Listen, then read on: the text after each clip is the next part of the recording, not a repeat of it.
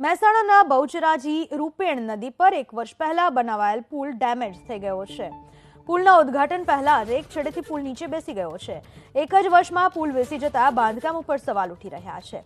1 વર્ષ પહેલા બનેલા બ્રિજમાં ભ્રષ્ટાચારની ગંધ આવી રહી છે। માત્ર 1 જ વર્ષ પહેલા અધધ ખર્ચે બનેલો આ પુલ છે, આ બ્રિજ છે અને 1 જ વર્ષમાં આ પુલની કામગીરીની પોલ ખુલી ચૂકી છે। મહેસાણાનો આ પુલ છે કે જે 1 જ વર્ષમાં આટલી હદે ખરાબ થઈ ચૂક્યો છે। આની હાલત જોતા જ ખ્યાલ આવી જાય કે કેટલી નબળી ગુણવત્તાનો આમાં સામાન વપરાયો હશે, કેટલી હલકી ગુણવત્તાનો માલ વપરાયો હશે, તે અહીંયા જ દ્રશ્યોમાં દ્રશ્યમાન થઈ રહ્યું છે। આ વિશે વધુ માહિતી આપવા આપણી સાથે જોડાઈ ચૂક્યા છે અમારા સંવાદદાતા હારૂન નાગોરી। હારૂન, દ્રશ્ય જોતા તો એવું લાગે છે કે જાણે વર્ષો જૂનો પુલ હોય, આટલો સરસ મજાનો ભ્રષ્ટાચાર અહીંયા કરવામાં આવ્યો છે તેવી માહિતી, તેવા દ્રશ્યો ચાળી ખાય છે।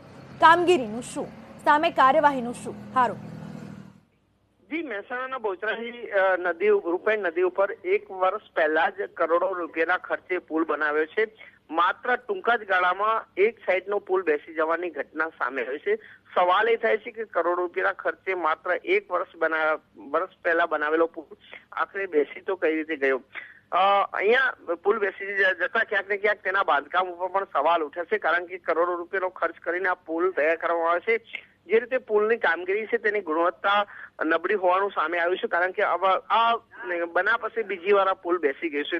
થોડા સમય પહેલા પણ આ પુલ બેસી ગયો હતો, ત્યારબાદ તેનું રિપેરિંગ કરવામાં આવ્યું હતું। ફરી તે જ જગ્યાએથી પુલ બેસી જતા ક્યાંક ને ક્યાંક તેની ગુણવત્તા ઉપર સવાલ ઉઠ્યા છે।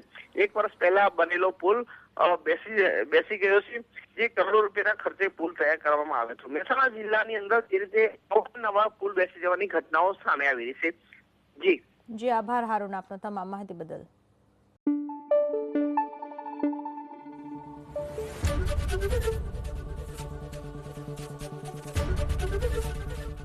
એબીપી અસ્મિતા, ગુજરાતની અસ્મિતા।